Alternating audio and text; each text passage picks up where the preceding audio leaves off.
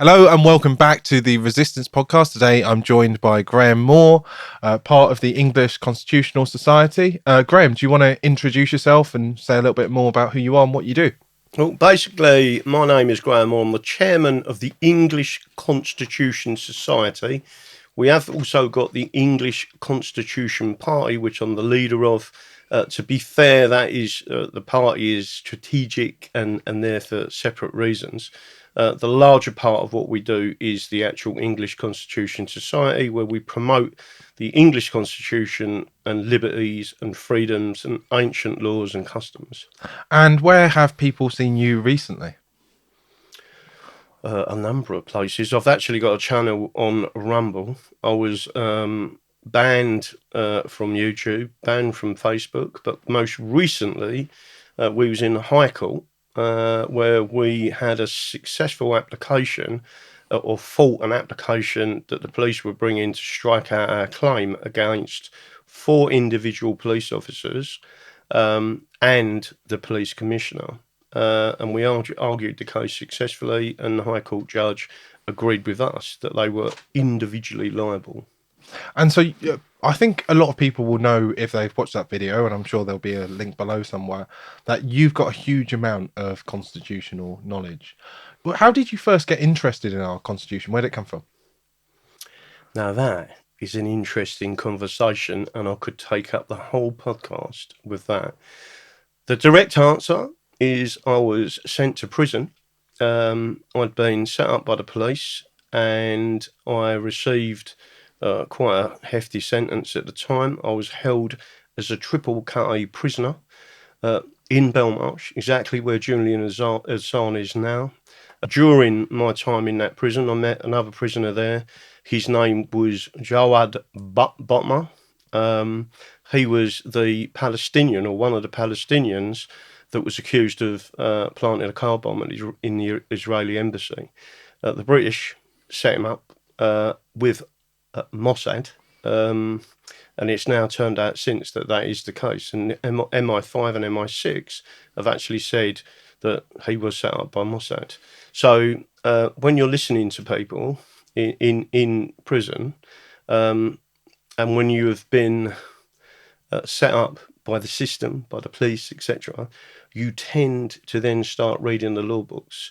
You don't trust your barristers, you don't trust your solicitors, you realise they're part of the system, and you start, when you've got plenty of time and you're locked up 23 hours a day, what I did was read the law books, the Archibalds, the Constitution, and that set me on the path as a constitutionalist. I used to have queues of people in there once we come out for association, which was literally 1 hour in a 24-hour period, and they'd all be bringing me different things that they had with their cases, etc., and I'd be looking at the law books and saying, this is wrong, that's wrong, and advising them. And that's how I started on the path. But the pathway for me, obviously, was realising how far we'd gone away from the Constitution, where institutions, the British institutions, were corrupt, and getting people to believe that. But when it's happened to you, you do see it and you do believe it. Yeah, I think a lot of people live in a bubble and they don't necessarily believe that the system is as corrupt as it is until it's right in front of them. And they actually have to go through it and then they go, oh, this is absolutely terrible. But then everyone else is then playing that original position and they're having to face just a wall of apathy. So was it a bit like the Shawshank Redemption? You know, he goes in as an accountant and then all the prisoners are coming to him. That sounds amazing. Very, very similar. I mean, there were many other things during that case. For example, the prosecution and the police said that my best friend was Kenny Noy, right? They said I spent a night with him in a hotel with several prostitutes, snorting cocaine and drinking. First of all, I don't take cocaine. Secondly, I don't really drink in the way that they're talking about. And most definitely, I'm not up with having sex with prostitutes, and especially in front of someone, right? And especially multiple. But here's the kicker, right? I have never met Kenny Noy to this day. Don't know him, don't want to know him. And then people go, wow, that's not what the paper said. That's not what the mainstream media said. No. But what they want to do, they want to sell papers. So they dramatise the event. In our case, it was a fraud against the banking system. We had armed escorts to the court. We had snipers on the roof. We had 24-hour protection on the jury, 24-hour armed protection on the judge. And it was all theatre, right? That the system had created to corrupt the jury, to corrupt the judge, right? So once you understand how the system operates, what they can do, and once they've gone past a certain point, they have gone past the point of no return. And it don't matter what is said in that court, you're going down. You have to go down, because otherwise the system is wrong and they will not make them admissions. People often say to me, and I'll give you an example, all people who have done bird, have been to prison, say that. And I say, listen, I've done the bird, right? And I'm still telling you, right, what they said happened didn't happen. There were 3 participating informers, and one of those participating informers was a principal conspirator that led the others. That is illegal. It is unconstitutional, and it is the state lying to the people. That's what happened. So, yeah, I had lots of people coming to me. One of the things that the number one governor of HMP Belmarsh said when they decategorised us as soon as we were sentenced, bearing in mind some people on our wing were getting, on average, 50 years sentences, and what I got was just under 3 years. So when you think I was triple cat A for what? You know, and people then started to say, well, I mean, it was lucky that my wife knew me well enough. Obviously, I'm divorced now, but my wife knew me, and she was laughing when she read what they were saying, like done in a hotel with Kenny Noyen. She went, "You in doing that? No way, right?" But even some members of my own family read the newspapers and went, "What? Who was it? You know, they wanted to believe it." And I always said to them, "The whole thing is a lie from start to finish." Yeah. So take me back then. You spent a lot of time reading the law books, you've got a couple of very old law books there. Yeah. Take me back over 1,000 years. Where do our freedoms, our rights and liberties as Englishmen come from? So the crucial point is obviously pre-England, we had the 7 kingdoms. Heptarchy. So prior to 927, we had the several kingdoms. One of the things that people must understand is the Anglo-Saxon element of England. It's really important, and it's also important to understand where our oath system comes from, because the oath system is what binds our society together. The oath system is still a part of society today, and it comes from the Anglo-Saxons. Why is it important? Because you can't become the king unless you take the oath. The King of England took 2 oaths, the Accession Oath and the Coronation Oath Act. Judges take an oath. Without that taking that oath, they can't become a judge, right? Again, the Privy Councillors, all of this oath system, the members of Parliament, and we'll get to police constables' oath.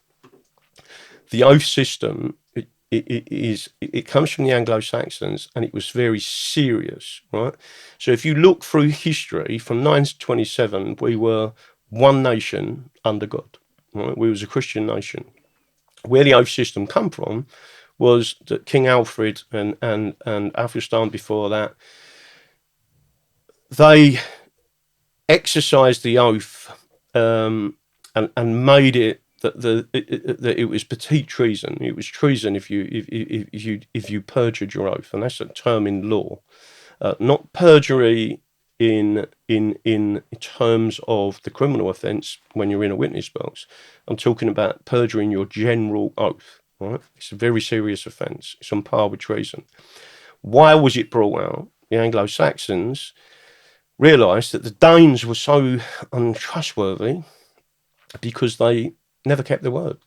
when they made a promise, they broke it. Well, they used to pay him off with silver, and then they'd just come back again. And there were promises that they complete wouldn't do that, and there were also, there was the hope of some converting to Christianity, and then some would revert, obviously. Yeah. So if you move forward through time from 927 all the way through, we have various laws. Giving you an example, the earliest laws pre-England, and it came from Kent, was from the Kent king that you could not be a slave in England, right?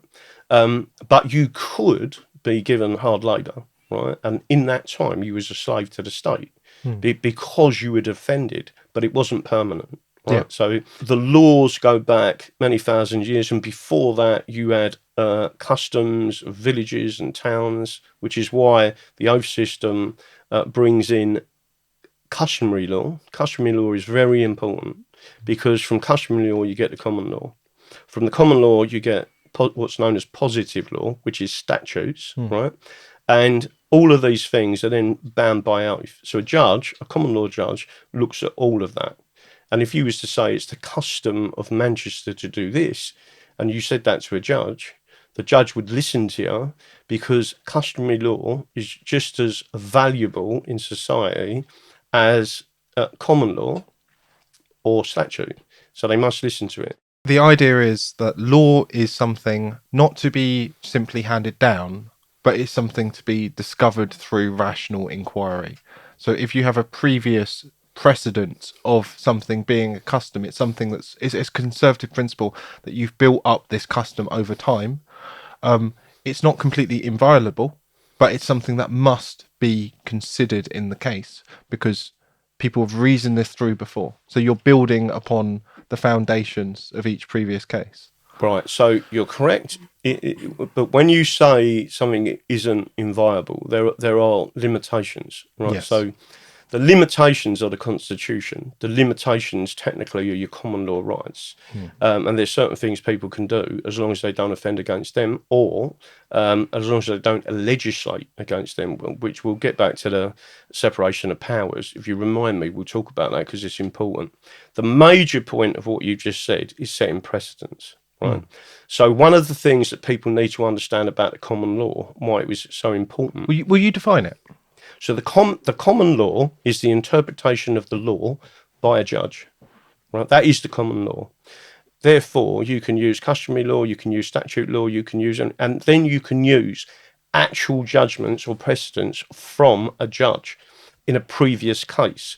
Now, under English common law, we don't have something called censorship, right? Which means, unlike Roman law or administrative law, under administrative law, if you haven't used something for 100 years, the law becomes obsolete. The common law doesn't have that. So if you find a precedent that was set 800 years ago, yeah, you can still use it today. And let us just clarify Roman law. So that is a law derived mostly on the continent. Obviously, Correct. they do have a descent from that in Scotland, Yep. but it's the law set mostly on the continent. So we're talking France, Italy. I believe Germany has also taken a lot of its law from descended over many centuries from the Roman Empire. The Spanish as well. All of these countries have a system which is a derivation of Roman law, and obviously there have been transformations over time, such as the Napoleonic Code. Yeah. So one of the things that people need to understand, and they don't get it, is generally administrative law does not use jurors, right? So a form of administrative law is equity law, which we also have in this country, right? But our equity law, you can only go to an equity court if you both have clean hands. What does that mean? If one of you has done something wrong, it's covered by the common law, and it would be covered by the law of tort, right? But if you've both got clean hands, neither of you've done anything wrong, then that goes into the equity courts, because the judge needs to decide a fair and equitable way of solving the problem, right, that both people are happy with. Yeah, it's a mediation system. More so, and it's very powerful. The problem with equity law is from equity law, you've got the Star Chamber. What is the Star Chamber? The Star Chamber was abolished, and it was abolished because it became absolute. the English common law, the separation of powers, forbids absolutism.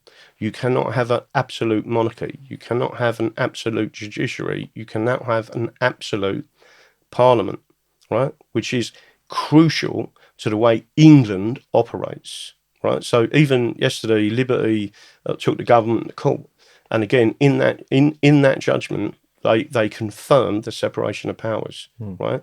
So it's really important that people understand that. And getting back to administrative law and the common law, under administrative law, everything written you can do because it's legal. If it isn't written down, it's unlawful. The common law is the opposite to that, complete opposite. It gives you the maximum amount of freedom. And what the common law says and what it does, it literally says to people, you can do anything you like as long as it's not forbidden by law. It's the reverse of administrative law. So what you're talking about there is the differentiation between negative and positive rights. Negative rights, of course, being the right to be left alone, the right to do whatever you like so long as you're not harming anyone else. Correct. Which some people phrase this as injury, harm, loss. So long as you're not causing injury, harm or loss to another person, you can do whatever you like. Correct. Under our system. Whereas with the continent, you have to be given permission. Correct. To do anything. And this is one of the things that I think historically sets us completely apart from the rest of Europe. I mean, if you want to talk about, rights, liberties in the world, who pushed that? Us, right? And you do get some of that coming through the expansion of our system through the British Empire. You've got juries that popped up around the world, and you've got this legacy of the common law system all around the world. Unfortunately, some of it is being destroyed. The common law is under attack. Yeah. With regards to juries, do you want to talk a little bit about how juries developed? And do you want to also talk, maybe after that, about the old system of justice, which was very much restorative? So if you committed a certain crime, you cut off a finger, it was this payment, but the payment was to the person you harmed. The answer to that is there's a lot of history of that. But with jurors, people often say that juries came from the Magna Carta. They didn't, right? They were somewhere in a region of between 80 and 150 years after the Magna Carta of 1215, and the Charter of Liberties come before the Magna Carta. People need to understand that the charters are really important, and the charters of the cities. The date of the Charters of Liberties, I think, is 1190. And obviously the Magna Carta is 1215. And then you had variations of the Magna Carta, but the original Magna Carta can never be nullified because it was out, especially by Parliament, because it was outside the jurisdiction of Parliament. Parliament didn't exist until 1275. And it was created more or less as a consequence of the Magna Carta in a way, because of the Council of 25 Barons that had to be assembled and the consent being required. So it's like the Parliament can't get rid of what created it. It's superior. Correct. So people don't understand where Parliament come from. They don't understand that the English would have, funny enough, the first statute of Westminster is when we give women rights. And it was the first time in the world, that a law had been made in statute that said that you cannot rape a woman. So we actually put rape as a statutory no-no. Right, so we was the first people to give women rights, although Turkey was the first place, and Islamic law was the first place to give women in Turkey the right to vote before we did. So there's different elements to it. But when you come through the history, the Magna Carta, etc., there are various things that have happened through history. I mean, to go through all of it would take forever. But if I refer, just to make sure people understand, I've got a personal library at home that is many thousands of pounds, right? Well, so you hold up your books because you gave me a book recommendation, and your book recommendation, I tried looking at one of the books and it was £500. Yeah. So you've got these old books that essentially have been lost because people are no longer taught about them. Yeah. So they're no longer in print. So you have some of the few copies left. I do indeed. And when I start speaking to judges in the High Court and I take along my authorities, they look and they especially look and say, that book's an original and it's over 100 years old. Now, this particular book, just to make sure everyone's aware, I don't think you could see it from the camera. This book is an original edition, 1909, Law and Custom of the Constitution, Anson, Volume 1, Parliament, and there's Volume 2. Now, again, if you look through the book, let me just see if I can show you this inside. This is one of our greatest Oxford scholars, a professor of law from Oxford University. So when I talk about the Constitution, I talk about the history of the Constitution from people who are experts, right, in their time. None of these books are originals. The digital copy, sometimes all of a sudden you'll get a page that's been flashed over and you can't read it and you can't get to the original archive, where this is the original archive. So again, my books, the point I'm getting at to everyone here is I don't make up what I'm talking about. It comes from the original text from constitutional experts in law that are highly respected. The High Court classes me as an expert witness because I have more than 10,000 hours of constitutional time invested, right? So you're officially classed by the High Court as an expert witness? Yeah, as a constitutional expert witness. So I can talk about the Constitution. I am a specialist in the Constitution of England. So when you get people like, and without being rude, David Starkey, who's a historian, who then says there are no separation of powers in England, how absurd, right? And I'm sitting there and saying it's completely wrong. And the difference is I am a legal historian. I am self-taught, right? There is no agenda with me other than the liberties and freedoms of an Englishman.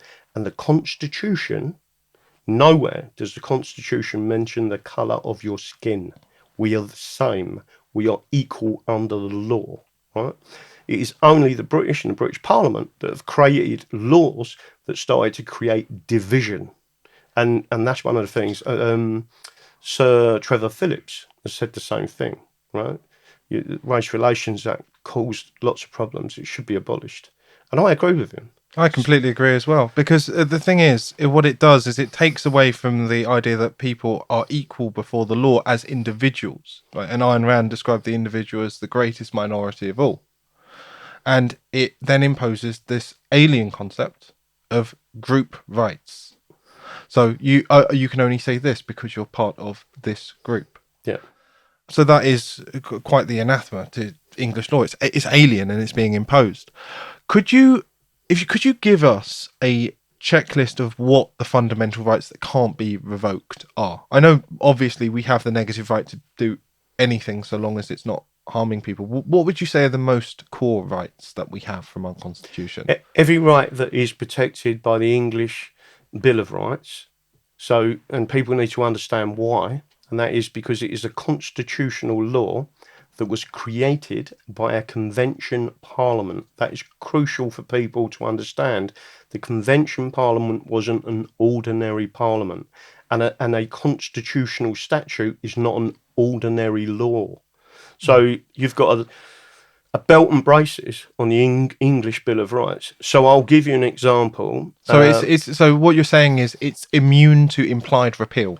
Not just implied repeal. Yeah, but it's immune from any repeal. Yeah, because it does specifically state to have and hold and forever. So there have been what's known as ultra vires, some people pronounce it. Vires would be the Latin.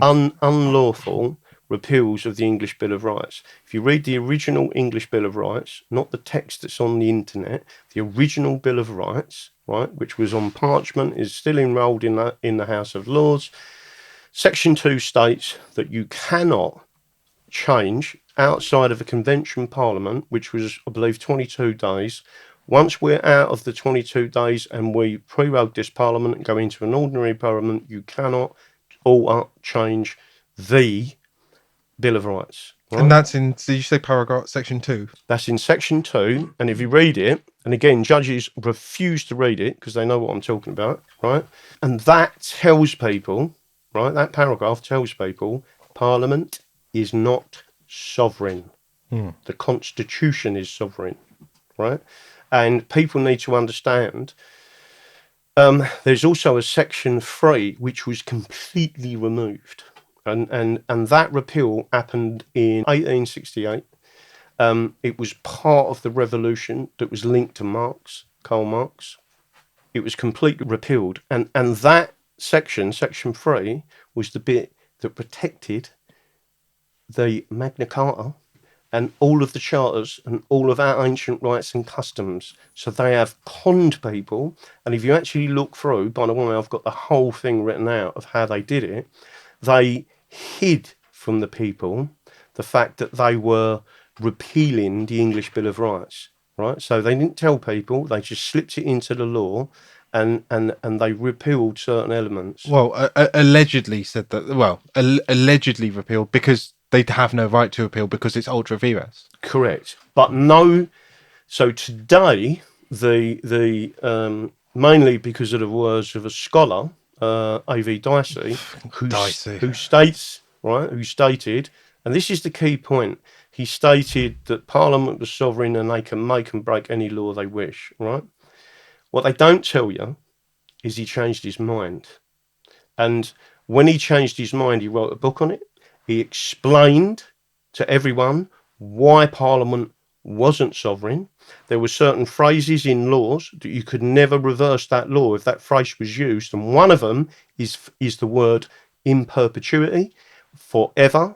The Bill of Rights states forever 3 times, and in this realm for all time to come once. So there's 4 phrases that A.V. Dicey said, if that's in the statute, no one can repeal it. And it also says, I believe it says for every judge, every magistrate, every single office holder throughout the entire country, regardless of what Parliament or the King or the Queen or whoever says, must hold to this above all else. And anything that's contrary to it is, I think, is something like holden for naught. Correct. Well, so you've got a number of constitutional laws that say that, right? So I'm not sure I've got it in front of me, but I mean our membership card. If you ever look at that, you see the membership card. This is the English Constitution Society and Party.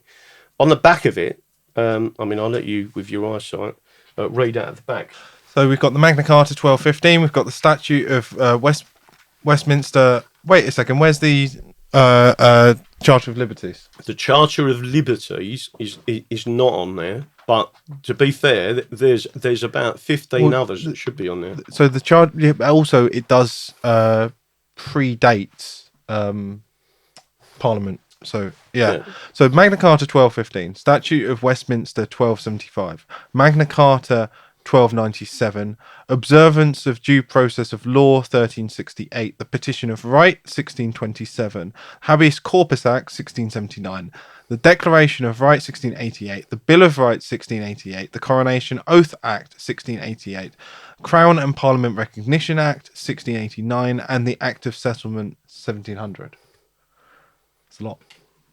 So, and again, that's only a selection. There's only so much you can put on a membership card, and you can see, which is why I handed it to you because you've got better eyesight than me, what's on there. Again, what we do is actually hand these out. When I went to America, we've got the leaflets, right? So this is the English Constitution Society.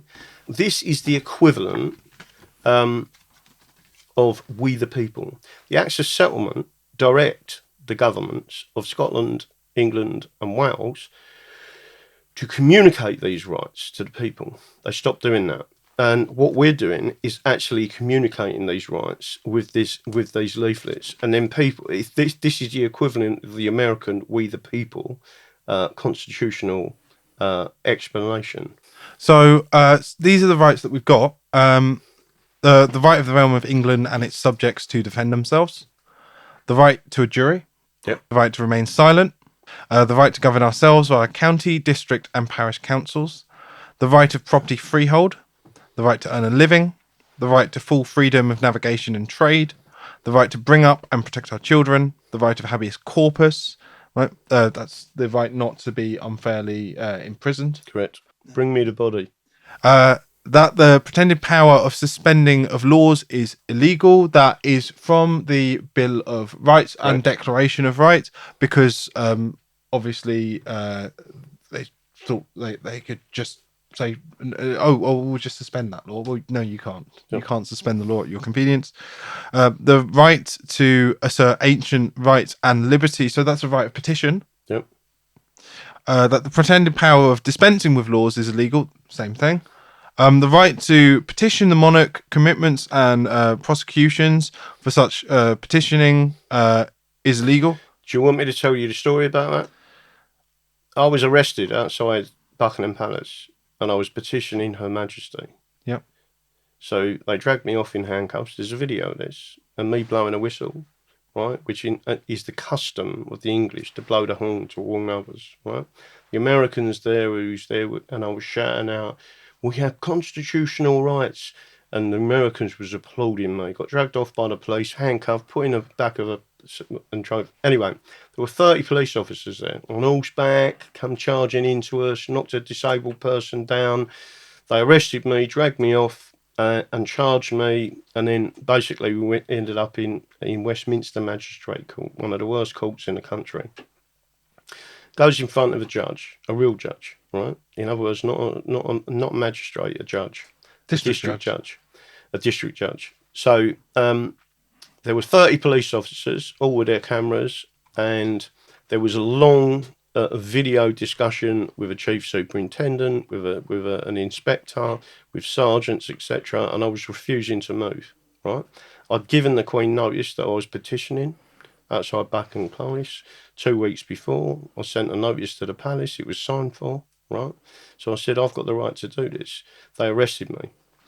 Cut long story short, it goes in front of a judge. There's 50 to 100 people now in the gallery. Right. They, believe it or not, they called the riot squad to the court when we're wearing rule of law t-shirts, Magna Carta, Bill of Rights, right? So we support the rule of law. The judge said to me, "What do you rely on in your defence, Mr. Moore?" And I held up the Coronation Oath Act and the Bill of Rights. And he said, "Is this going to be a constitutional argument?" I said, "Yes, sir, it is." So I'm representing myself. The CPS stood up. And the judge said, "Have you got any video evidence from the police and their personal cameras?" And she said, "No, Your Honour." So the judge said, "You're telling me that there's 30 police officers and not one of the cameras was working?" She said, "Yes, Your Honour." Well, listen to this. He then said, she sat down, he said, "Stand up. Have you got any witness statements from the police?" She said, "No, Your Honour." So there's no witness statements. There's no video evidence. What do you intend to do? She stood up and she said, "The Crown offers no evidence, Your Honour." And he said, "Mr. Moore, you are free to leave." Then he said, "What are your costs for coming to court today?" I said, £350, Your Honour. He said, "I award you costs of £350. What happened? The police realised, even though I'd been telling them, that in the Bill of Rights it states to arrest me for petitioning a monarch is illegal, and a prosecution for the same is illegal, and that you are going against my constitutional rights." And that judge and that prosecutor then realised, and it dawned on them, this guy knows what he's talking about. And I walked out and everyone cheered. And as the gallery cheered, the judge shouted to the gallery, "This is not a pantomime." And one of our supporters shouted out, "Oh, yes, it is." and the judge laughed and just went, "Goodbye," and we all left. So the point being, I had made a constitutional point that we have rights and you cannot take those rights away. So would you say that the right to petition extends so far as to say it is the right to protest would you necessarily need to be either outside Buckingham Palace, or would you need to have a signed receipt to be able to protest, for example, in Parliament Square or in your town centre? So no is the answer. Technically, I mean, they've tried to create laws that infringe on our rights, right? You should not allow any infringement. It's really important to understand that because, for example, the petition right is really the protest right. So again, people don't understand when people talk to me about a petition. People Just think it's signatures on paper because it's archaic language. right, but it's not taking signatures on paper. The first thing you do, where did the word petition come from?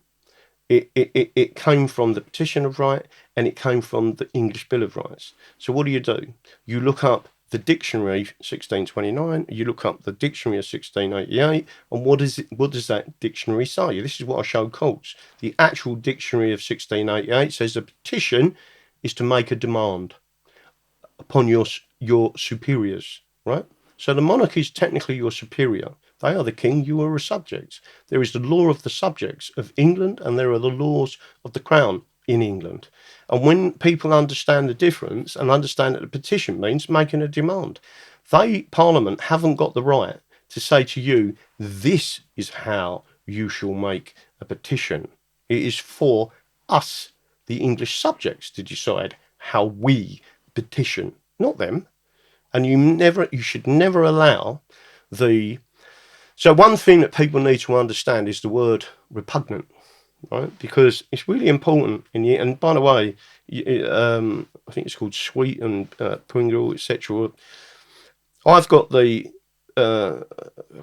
pre-exam cram original pamphlets that barristers in 1952 used to cram the information before they took the exams. And in them pamphlets, it tells you the constitutional laws. It tells you the rights of the people, right? So one of the things it says is that you cannot make any law that is repugnant to the people. If the people rebel and they show their repugnancy, then it is an unconstitutional law and it is null and void. That's what the Constitution tells you, right? And they were still teaching them this in 1952. Still teaching it in 1952. And that's the generation that will have already retired by now. And most of them will be dead. Some of them could have been dead, yeah. So think about it. If they were training at the age of 22, shall we say, then they would have been born, and that's 52, then they would have been born in 1930. So they would be...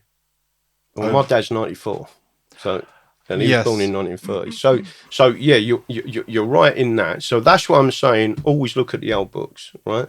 And is that why we've lost a lot of it now? Because that generation, the training hasn't been passed on, and now that generation is dead or they're old and retired. Now you're getting into a subject that I love, right? How did they remove the constitutional rights from the people? Well, I'll wait a second. I haven't finished this pamphlet, so let me go through, because that was just a side question. Right. The election of members of parliament ought to be free. That levying money such as income tax and VAT, a European tax, is illegal.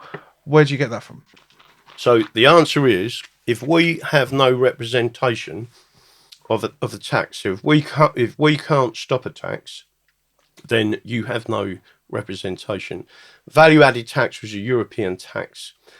This question come up live on a radio show when I was having a discussion with an economist, and the economist said, no, VAT is, it's still within the representation of the people. And I said, so I'm asking you a direct question. And he said, go on. I said, it's a yes or no answer.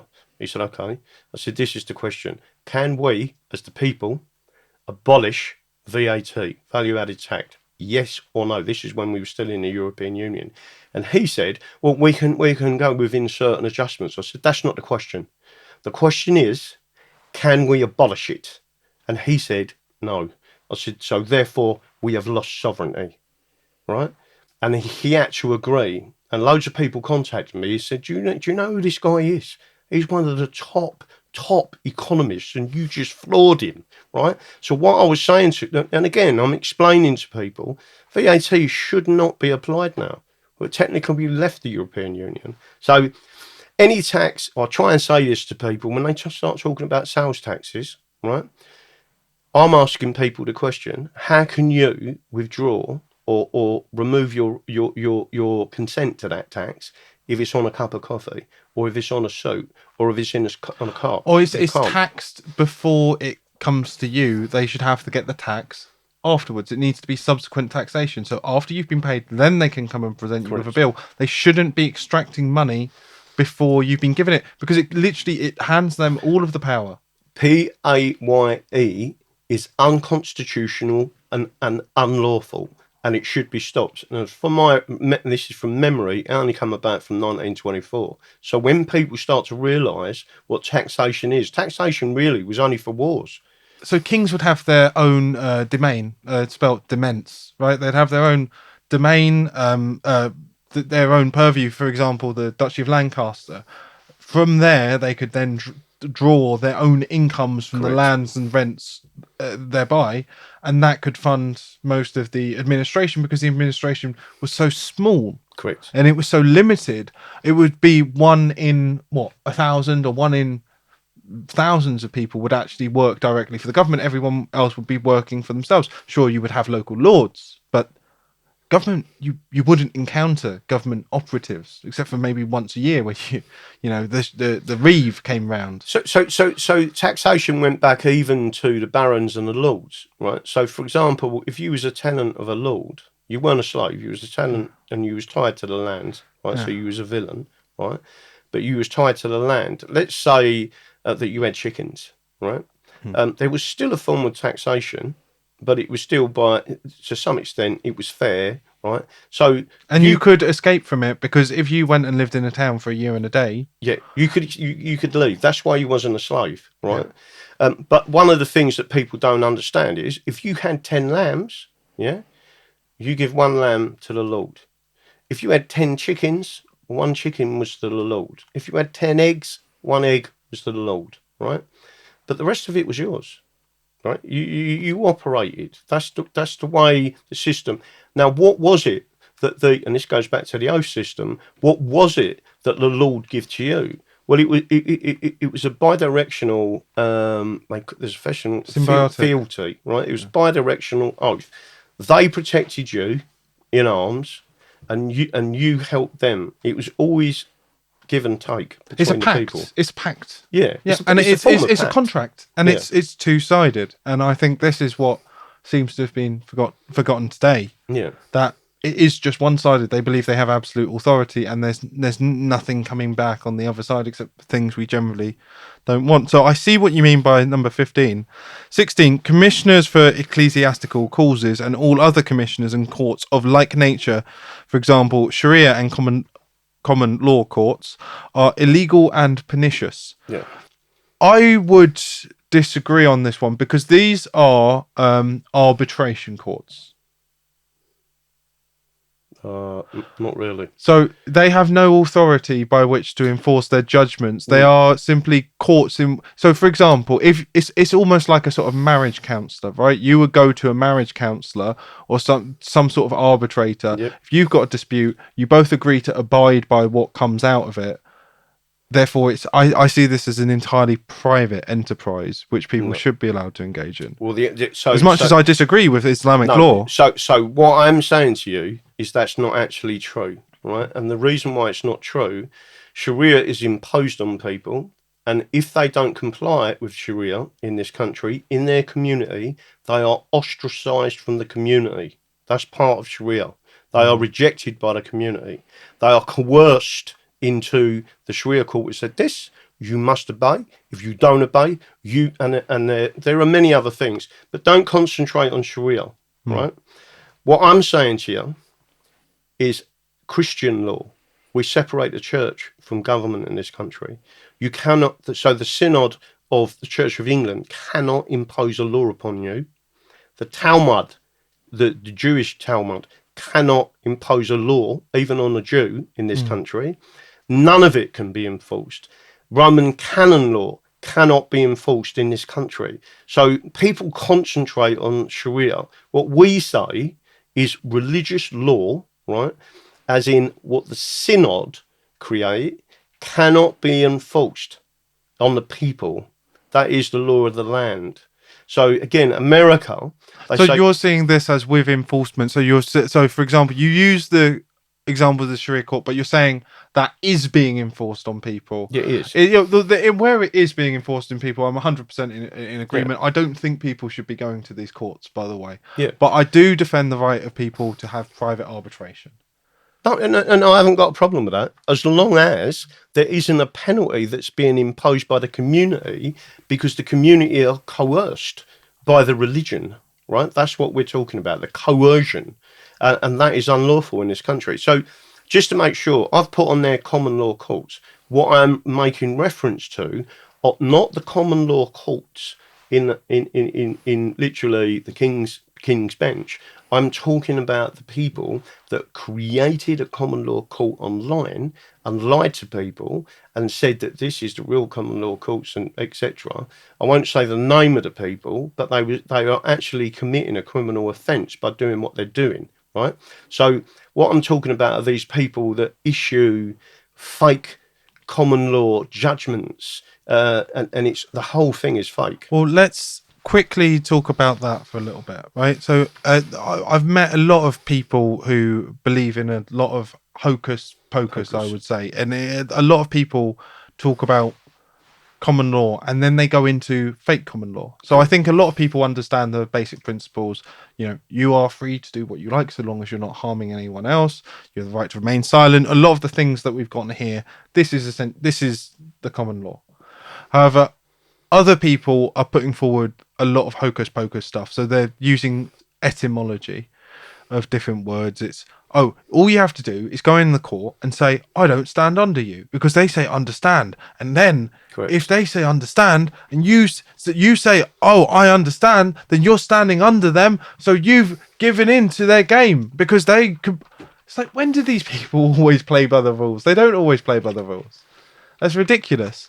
And they somehow think that the way that you get out of it is you just utter this magic word. And do you know what I think it is?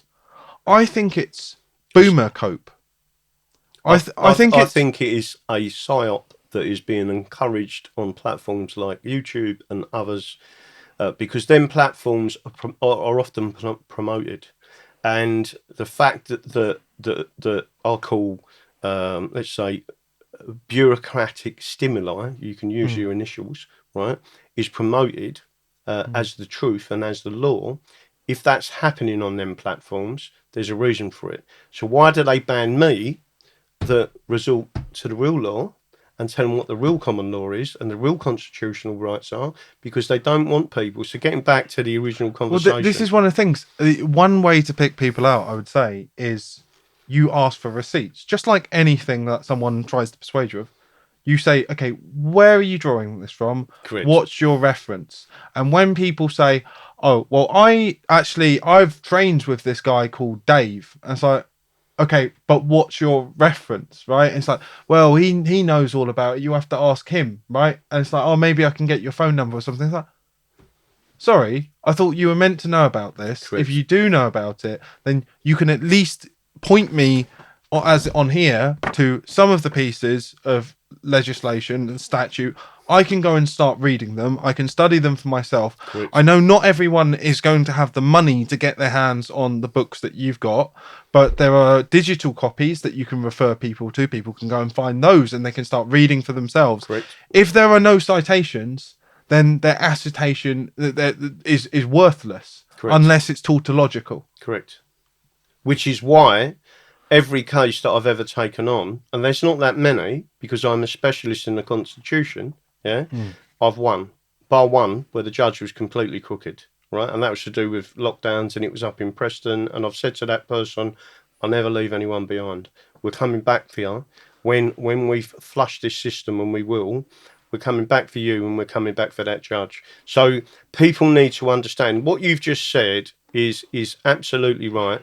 You must return. So a lot of these so-called common law experts, let me just tell everyone listening to this, there is no such thing as a common law expert. There is too much of the common law, which incorporates the customs and ancient customs of England for anyone to be an expert, right? That is why when you go to a panel of High Court judges, let's say there's 9 and you've got a 5-4 majority, that means 4 of the most senior judges and law lords in this country disagreed, right? You cannot get an expert in the common law. You can get an expert in the Constitution, because the Constitution is different, right? It is not, it incorporates the common law, but the Constitution is mostly written. Yeah, and it's also focused on the general principles. For example, I mean, was it Sir Edward Coke mentioned in Dr. Bonham's case? Correct. That Massively important case. if you were to have a situation where a man were to become the judge in his own trial, it simply would be considered to be repugnant. Correct. And therefore it could not stand, because there are fundamental. So there are a few fundamental cases which it's good to know. Well, so you've just hit an important point, but why is it so important? Because the English maxim in law is you cannot be a judge in your own cause, right? So when you look at that, why do we have a separation of powers? Because you cannot be a judge in your own cause, right? So if Parliament does something, Parliament's a court, right?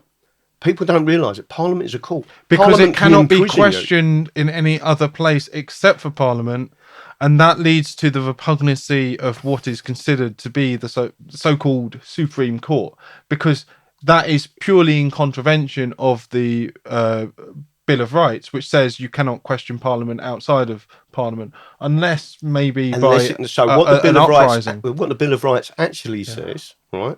In other words, Section 1, not the preamble. If you read the preamble of the original Bill of Rights and then the main section, it actually tells you that any law made by Parliament can be adjudged.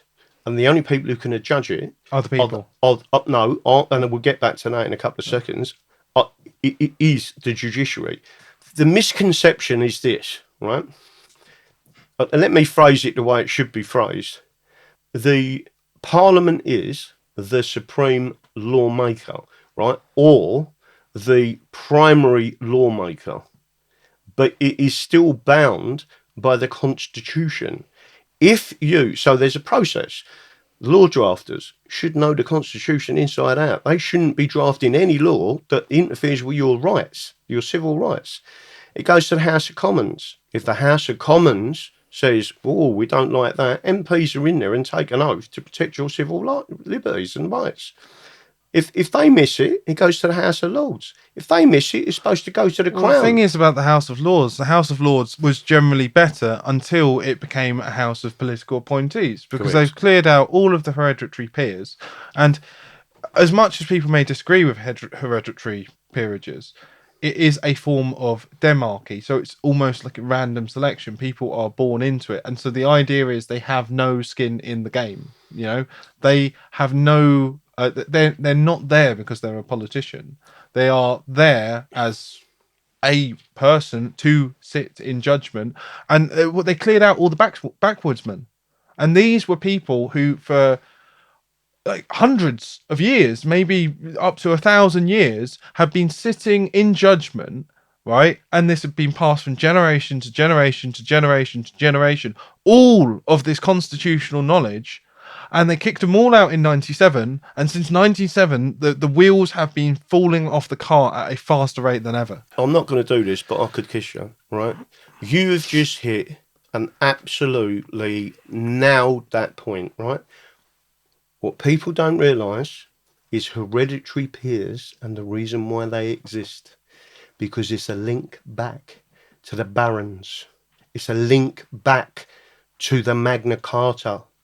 That's the reason why Tony Blair wanted to break it, right?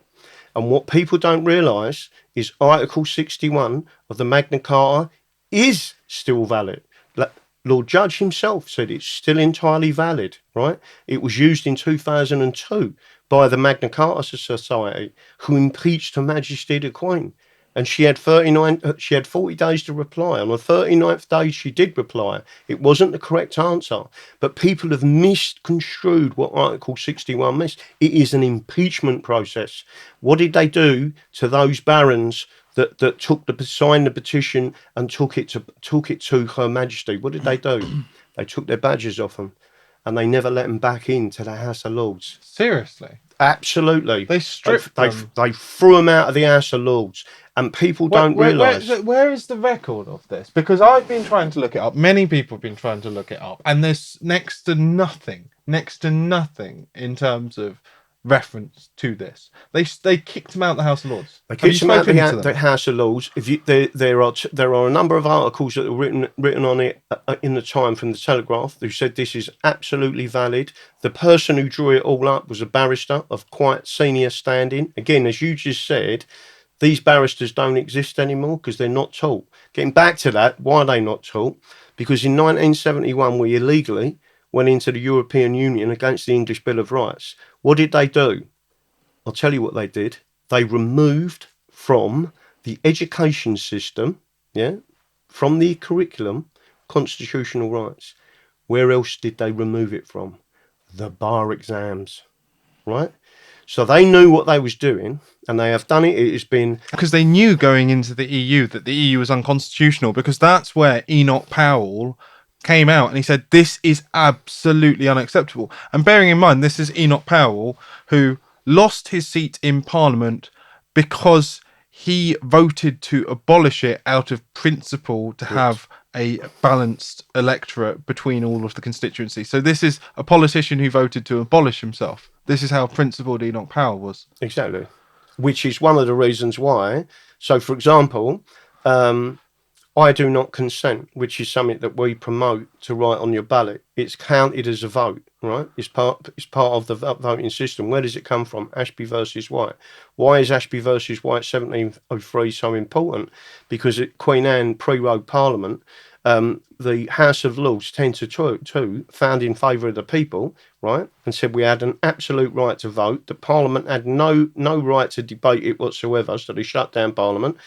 It was a massive issue at the time. Well, this is down to the just before the Civil War. So this was Charles I. So Charles I decided that he was going to kick out Parliament, and because we had the short Parliament, then we had the long Parliament, and it was the bare bones Parliament, because he's just had Parliament for how many years was it? Was it 8 years or 13 years? I don't remember when I was tutoring it. But so this actually refers to point 18, and that for the redress of all grievances and for the amending, strengthening, and preserving of the laws, Parliament ought to be held frequently. So that was established after. What the Bill of Rights says is it must be the Parliament must be no longer than 3 years. And the Act of Settlement confirms it. It is unlawful to have a 5-year Parliament. You must have a 3 year. They wanted a turnover of people. See, that suits really well. Do you know why that suits? It's because the Chartists were fighting for 1 yearly Parliament. Correct. And that was, I think that's the only core principle that they didn't get, because having frequency of elections would enable a greater accountability. Like you've got the US House of Representatives is every 2 years.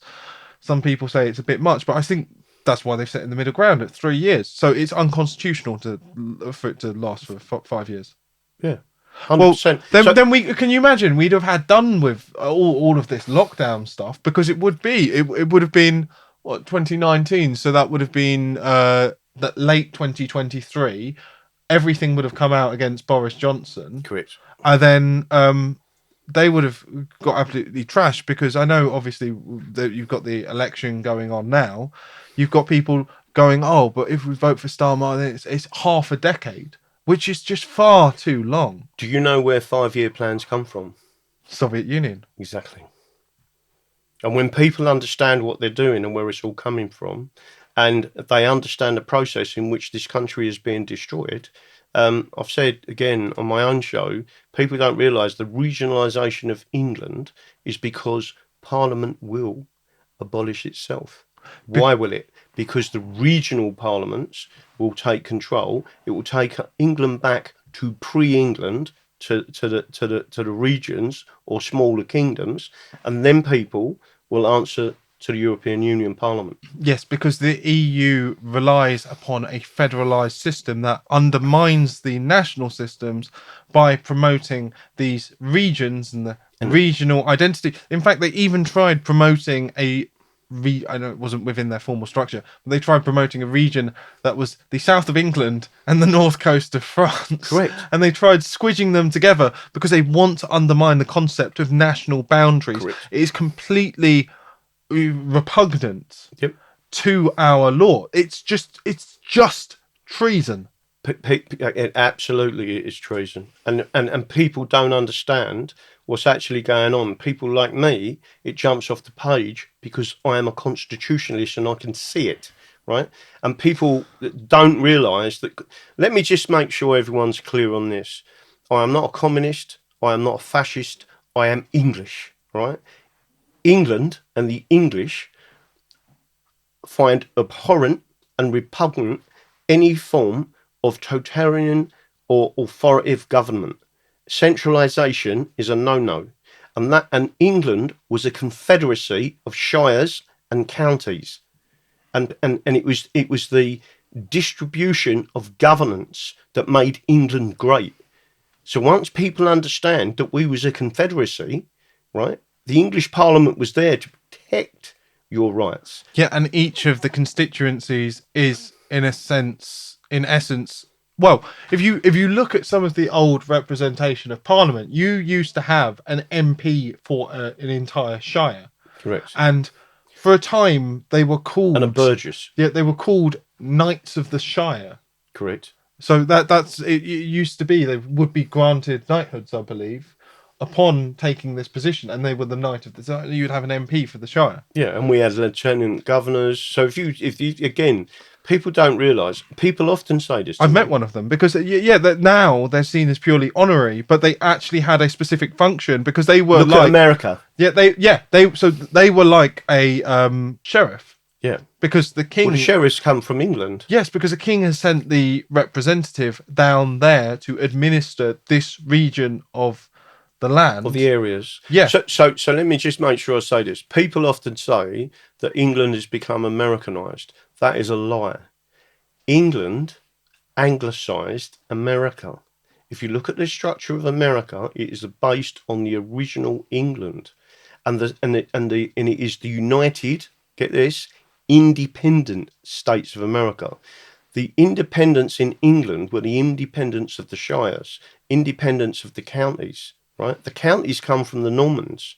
The shires were always English. So when people realise what they're doing and how they're doing it, and they're trying to completely erase England, and then British Nationalities Act, 1981, right? Who did that? Margaret Thatcher. What is it? Anyone born after 1981 cannot be English, cannot be Scottish, cannot be Irish, cannot be Welsh, right? Because it replaced them nationalities with British. Who was the last person who did that? Joseph Stalin, as the commissioner, right, of identity in the USSR. I would like to go into that, but I would also like to go into, this is where we started, and this is the matter that you started with. Go on. Right? So the last point on here is point 19. And I'm, by the way, I'm sure we're going to have you back. I'm sure we're going to have you back because there has to be around two. That no foreign prince, person, prelate, state, or potentate hath or ought to have any jurisdiction, power, superiority, preeminence, or authority, ecclesiastical or spiritual, within this realm. So help me God. That comes down to the oaths. Yeah, so it comes from the Bill of Rights. And it also comes out of the oath system that the kings originally took to say that we will protect this realm and no one has control over the English but the English, which is why we created, a fantastic country. And people also should understand that it was us, the English, that stopped slavery, because we, as the English, were once taken as slaves. And once people understand that the laws that come from the real abolition of slavery came from the English common law. And when they understand, and if anyone's out there listening to this go and buy Granville Sharp's memoirs, right? The book is 75 quid from Cambridge University. There's a wealth of information. It's all the archives. And if you want to read the real history of who stopped slavery and how, that book's the one to read, because it tells you the English stopped slavery. In when the Abolition Act in 1830, it took Wilberforce. I'm not saying Wilberforce was a bad man. He was a very great man, right? But it took him 20 consecutive years to get positive law and the Abolition Act through, right? In other words, every year he tried to pass the act, the British Parliament said no. Why was that? Because many of the lawyers had slaves, and people don't realise that. And when you say that to lawyers and solicitors and judges, they squirm, right?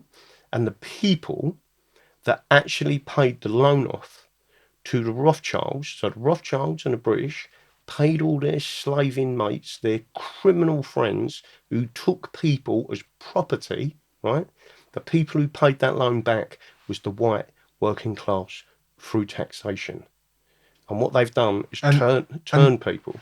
and that's the working class who never owned the slaves and who Correct. were aghast and didn't know what was going on. So when I was tutoring the kids about slavery, what I did was I had a bunch of testimonies from the slave owners.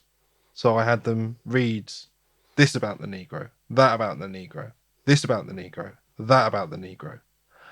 And then at the end, I said, describe what you would consider a Negro to be, or even draw a picture. Draw a picture of this sort of monster that you would imagine the Negro to be from these testimonies that you were receiving, because the ordinary person would never be going to the West Indies, right? The ordinary person would never see a black person. They would never see the Negro. Correct. And it was only so they drew these monsters, right? And I then popped up a picture and I said, so you've got something like this. I've got one of the orcs from the Lord of the Rings, right? Yeah. So if we had the orcs from the Lord of the Rings roaming around, I'm sure we couldn't just let them run free. And people might say, okay, we've got to keep them somewhere and make sure they work. And people might argue for that. But then it was the abolitionists bringing back pictures and like, look, it's a human being. Look, this is a human being that's being tortured. This is what they're doing. This is evil. They can think, they can talk, and they would bring over ex-slaves or just black people. They would bring over the Negroes So and many say, people look, don't here's someone. realise you're absolutely bang on the money, and people are not. And I'm pleased that you're teaching kids the real history of slavery. People don't realise that the slaves was breaking free from the plantations in the United States of America, right? And they was making their way to England. Why? Because England set them free, and they knew that. They worked their passage back to England. The problem we had when they got to England was that they couldn't earn a living. Most of them had come from Africa, where they didn't know anything about us or our culture. And there's a group of people, if you look it up in history, called the Blackbirds of St Giles. A lot of these blacks started begging in London because it was, and the only people who helped them was the white working class, right? We provided them with food, and again, if you look at, And that's where you eventually got the colonization of Sierra Leone, because correct, people wanted and to help Freeport, give these like Africans or ex-Africans, you might say, the ability to go back to their yeah, homelands and they wanted to go there, rebuild yeah. themselves. And a So lot of English people so financed that for them. So the English taught them animal husbandry. We taught them how to farm. We taught them carpentry. We taught them how to do fencing. We taught them how to irrigate the land. We taught them everything they needed to know to be their own people again, right? And again, it was the English that did that. And when people understand that the English are vilified, our flag is vilified on who. Let me put it this way. Everyone, most people watching this podcast will understand the term projection in psychology. Who are the people projecting racism upon the English? The British. The British are the people. And I'm talking about the regime. I'm talking about this group of people that now control and have done for best part of 200 years, right? And they have twisted history. And when people realise the good guys are the white working class, right? And when you look at the history, especially if you go back to places like Peterloo, 1819, the British slaughtered. The Peterloo Massacre, yes. Peterloo Massacre, they slaughtered the white working class. You know, after that, obviously, anyone interested should also read The Mask of Anarchy by Shelley. I mean, again, all of this history is what I talk about, and I take them back through the archives. I don't rely on, with the greatest respect, David Starkey, right? He is a great historian in a lot of what he speaks about. But he's not a specialist. He's not a specialist in the Constitution. Yeah. He is not a legal historian. The books I've got on legal history and the archives, people are often amazed when they start talking to me. I'll give you an example of the Old Bailey, and then I'll bring up the actual Old Bailey trial from the archives. I'll give you an example, the Cato conspiracy of 1820. So people who say to us, we haven't got a constitution. I'll say, so why is it, in 1820, 5 men were hung. Not only was they hung, but the instruction from the judge was they must be hung, drawn and quartered in 1820, right? And then what happened was they were hung, and then when they was taken down, the judge rescinded the quartering and said, just cut the heads off. And they cut their heads off. But they didn't. The myth says they put them on spikes. They didn't do that. The people watching the execution, which was outside Aldgate Prison, the people who watched that execution, when they started dismembering the body, the crowd started booing and hissing. Leave them alone. You've already killed them, right? So it was again the working class that said, stop what you're doing. You've already taken their lives, right? So it was us who stopped the regime from doing what they was doing to mutilating someone's body, and then they put the heads in a coffin. But again, people don't understand this. One of them people was black, right? So again, just listen to me. One of them people was black. He was educated. He was a carpenter, come from Jamaica, right, or the Caribbean. He was educated in Edinburgh University, right? And yet he turned against the Constitution. And I always say is why? When he was given everything as a black. People don't realise, again, if you go back to 1776 and the Declaration of Independence and the War of Independence, people often talk about Paul Revere, right? And Paul Revere rode through and he said, the British are coming, the British are coming. This is in 1775, whatever year it was exactly, right? I'd have to check my notes to get the dates on this, right? There was another guy that rode with him, right? But in another direction. The British are coming, the British are coming. He was a judge, right? The British are coming, the British are coming. What they don't tell you, not only was he a judge, he was black, right? So why have they erased him from history? Why have they erased that black judge in America? When they talk about racism, why did they erase him from history? Because it's an attack on us to try and wipe us out. And by using this slur of racism just for the flag itself, yeah, that's how they're able to try and cover up a lot of our history. Exactly. And it's all because racism is now seen as the greatest sin ever, right? Greater than murder, right? It's like, the whole idea of the George Floyd thing was, it wasn't because he killed the man, it was because of the colour of the skin. That is worse, far worse than the murder that's committed. Correct. That has come out of the World War II paradigm, because that is now become the sort of founding myth. And Starkey talks about it, a few other people talk about it.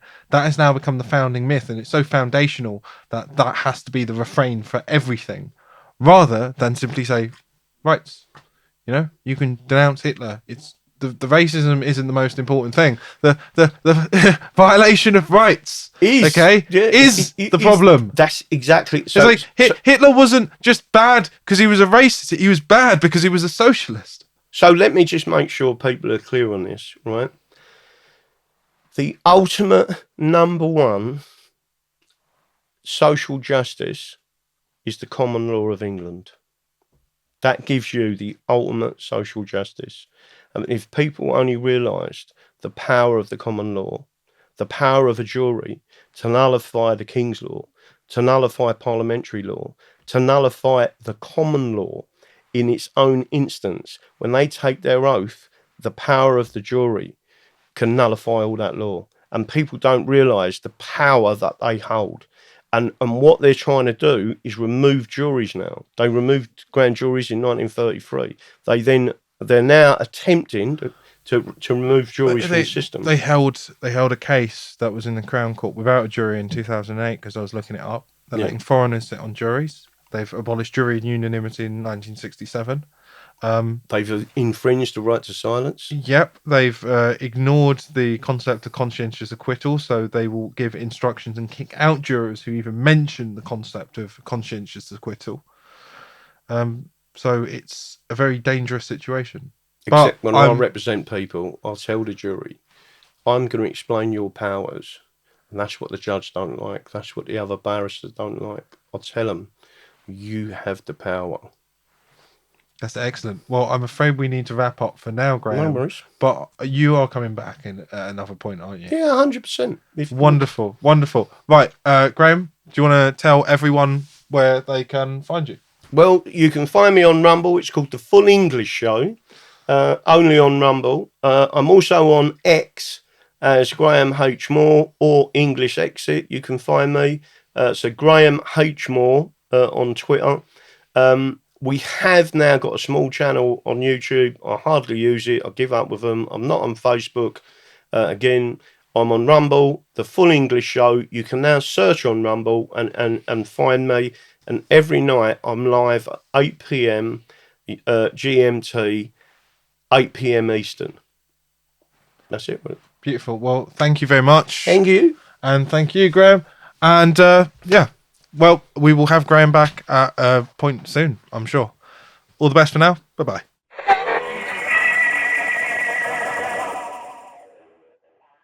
Thanks for watching. Please give us a like, a share, a subscribe, hit the notification button if you would like to help. We've got a Patreon and a Subscribe Star, so please head on over there and pledge us some support if you want to keep this journalism going. We've got a professional studio here, and we could do with your support to keep these great conversations coming.